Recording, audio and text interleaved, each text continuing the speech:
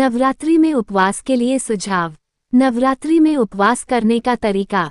नवरात्रि के दिनों में शरीर से विषैले तत्वों को निकालने, पाचन तंत्र को सुचारू बनाने तथा मन में सकारात्मकता बढ़ाने के लिए उपवास करना एक उत्तम उपाय है।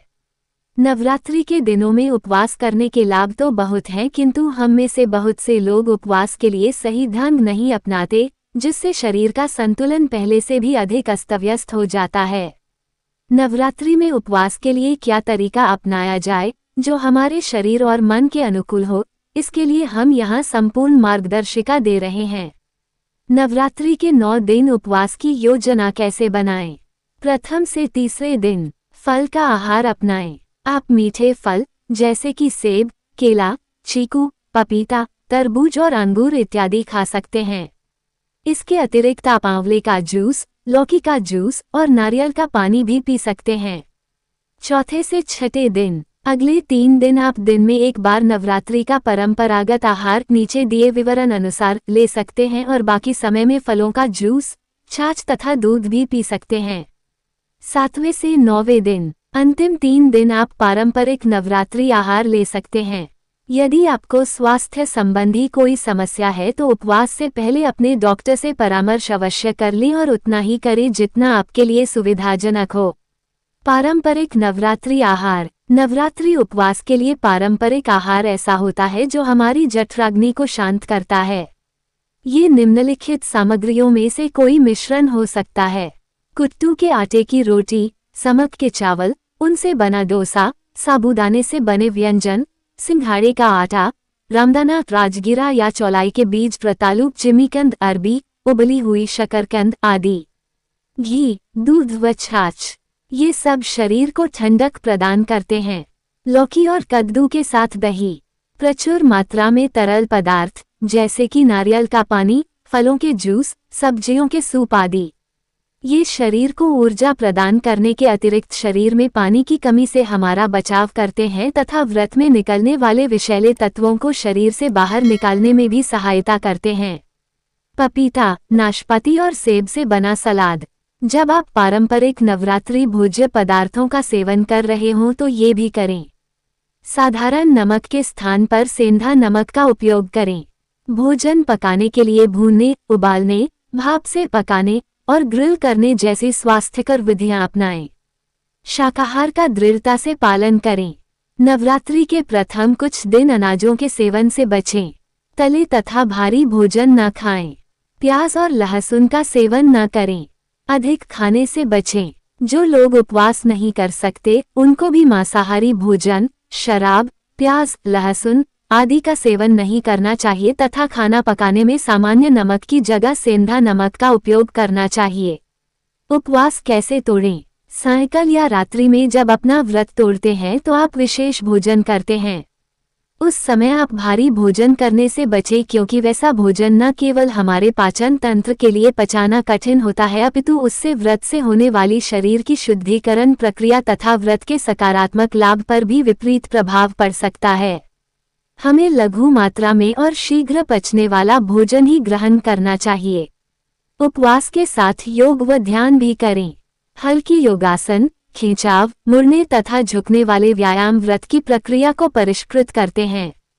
ये शरीर में शुद्धिकरण प्रक्रिया को गति देते हैं और आप उन्नत तथा ऊर्जावान अनुभव करते हैं। नवरात्रि में उपवास करने के लाभ। आपको नवरात्रि में उपवास क्यों करना चाहिए? रंगों, रीति रिवाजों, गाने बजाने तथा नृत्य जैसी पारंपरिक कृत्यों से भरपूर नवरात्रि का पर्व हमारे लिए विश्राम करने, अंतर्मुखी होने तथा स्वयं को फिर से ऊर्जावान बनाने का समय भी है। नवरात्रि में उपवास करने से परम आनंद तथा आनंदोल्लास की दिशा में हमारी अंतर्यात्रा सुगम हो जाती है। इससे मन की बेचैनी कम होती है और सजगता तथा प्रसन्नता बढ़ती है। उपवास का विज्ञान। हम ईश्वर को प्रसन्न करने के लिए नहीं बल्कि शरीर को शुद्ध करने के लिए उपवास करते हैं। आयुर्वेद के अनुसार उपवास करने से जठराग्नि अधिक वेग से पुनः प्रज्वलित हो उठती है। ये बढ़ी हुई पाचन ऊर्जा शरीर के विषैले तत्वों को जला डालती है। जब शरीर से विषैले तत्व बाहर निकल जाते हैं तो शारीरिक निरुत्साहता तथा आलस्य भी दूर होता है।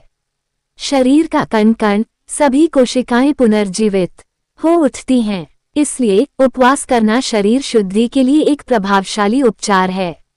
जब शरीर शुद्ध हो तो मन अधिक शांत हो जाता है, क्योंकि शरीर और मन में गहरा संबंध है। जैसे जैसे उपवास से जठराग्नि पुनः प्रज्वलित होती है, हमारे मानसिक तनाव में कमी आती है तथा रोग प्रतिरोधक क्षमता में वृद्धि होती है। आमतौर पर हम में से ज्यादातर लोग भूख लगने का इंतजार नहीं करते। भूख वह तरीका है जिससे हमारा शरीर संकेत देता है कि वो भोजन पचाने के लिए तैयार है। भूख लगने से पहले ही भोजन करने से पाचन तंत्र कमजोर हो जाता है, जिसके परिणामस्वरूप तनाव और कमजोर प्रतिरक्षा होती है।